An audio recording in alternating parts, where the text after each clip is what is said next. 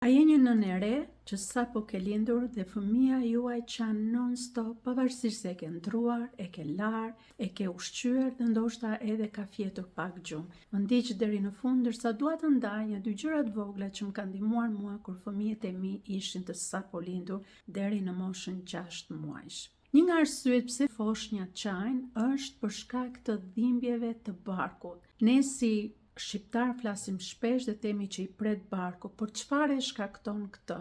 Kur fëmia është i sapo lindur, zakonisht, sidomos kur është i uritur ose nuk ka kryer puthitjen e duhur, qoftë me gjirin e nënës ose me biberonin nëse ushqehet me formula, atëherë bashkë me qumshtin thith edhe shumë ajër. Dhe ky ajër grumbullohet në stomakun e tyre dhe krijon parehati dhe krijon dhimbje dhe për këtë arsye fëmia nuk arrin të qetësohet ose mund të nxjerrë ushqimin mbrapsht dhe e ka të vështirë edhe të flejë. Atëherë, çfarë mund të na ndihmojë në raste të tilla? Janë një dy gjëra shumë të vogla që mund ta ndihmojnë fëmijën tonë të qetësohet. Çdo foshnjë pas çdo ushqyerje me gji ose me formula ka nevojë që të gogësi në mënyrë që të çliroj pra këtë ajër që ka marrë gjatë thithjes. Dhe për këtë arsye e ndihmon shumë nëse ne e mbajmë foshnjën mbi supë, pra kokën të mbështetur te supi ynë në pozicionin vertikal, barku i puthitur me trupin e nënës ose të babait apo gjyshes, personi që është duke u kujdesur për të,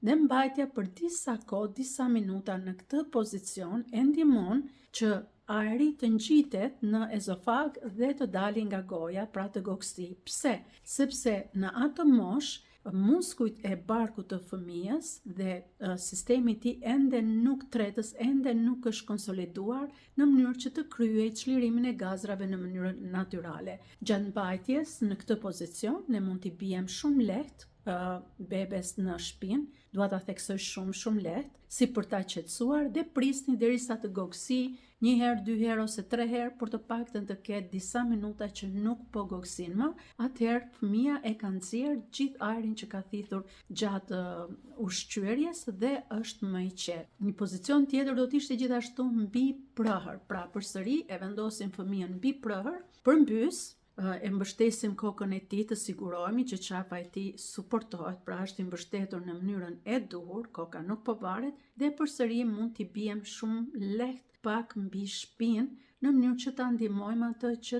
të gogësi. Edhe pozicioni tjetër, nëse doni ta vini në gjumë ose doni ta qetësoni, mund të jetë përsëri shtrirja përmbys, por mbi krah, sidomos kur janë të vegjël, është shumë kollaj që të mbahet në këtë pozicion. Kjo është nala që e maura për ilustrim, por ky pozicion i tillë që e kam mësuar nga një kolegja ime që më vizitoi një herë ndërsa vajza ime qante pa pushim, ky pozicion e ndihmon shumë fëmijën dhe një lëkundje shumë e butë, shumë e ëmbël, e ndihmon fëmijën që të qetësohet dhe ndoshta të flej gjumë.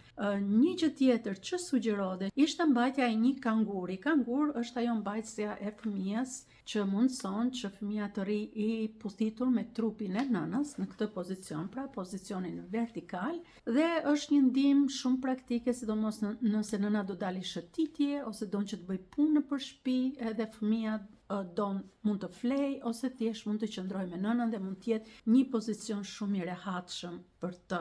E ndihmon edhe pas ushqimit me gogësitjen. Megjithatë, kujdes me kangurin, sepse kanguri, pavarësisht se është një lehtësi shumë e madhe dhe bebes i pëlqen që të qëndrojë në kangur për shkak të nevojave emocionale, mbështetjes që ka në trupin e nënës, afërsinë që ndjen, ose dhe në trupin e babait, afërsinë emocionale, ngrohtësinë dhe sigurinë që ndjen, e dëmton nëse mbahet më shumë se 1 deri në 3 orë në ditë. Kaq rekomandohet. 1 deri në 3 orë në ditë mund ta mbani fëmijën tuaj në kangur dhe jo një herësh, por në intervale kohe të shkurtuara. Për shembull, mund ta mbani 30 minuta pasi është ushqyer, ose mund ta mbani 30 minuta të tjera ndërsa del për shëtitje ose duke bërë punë të shtëpisë, ose thjesht për qef mund ta mbani, pra shikoni dikund jo më gjatë se sa 3 orë gjatë një 24 orë që nuk duhet të qëndroj më shumë se 3 orë në kangur, sepse ajo që ndodh është i shtremrohet shtylla kurrizore për shkak të qëndrimit vertikal, por edhe rënies së peshës në kangur mund të dëmtoj gjithashtu edhe kockat e legenit ose mesin e foshnjës, të cilat janë ende të pa forcuara tamam. Kështu që çdo gjë me mas, edhe pse është lehtësi, me mas. Në videon tjetër do të ndaj një sekret tjetër që kam mësuar, por shpresoj që kjo të jetë ndihmë për juve dhe nënat e reja mos u dekurajoni nëse jeni tepër të lodhura. Unë do thosha në momentin që bebia juaj flet gjumë, flini edhe juve pak gjumë. Le të qëndrojnë për pak punët e shtëpisë, sepse fëmijës suaj i duhet një nënë e shëndetshme. Dhe sa më mirë dhe e çlodhur të jetë nëna, aq më i çlodhur dhe më mirë do të jetë edhe bebia juaj. Jam kurioze të di se nëse ju e keni provuar këtë metodë ose nëse keni gjetur diçka tjetër që e ka qetësuar fëmijën tuaj, komentoni më poshtë. Sot ju bekoj edhe dëgjohemi në videon tjetër.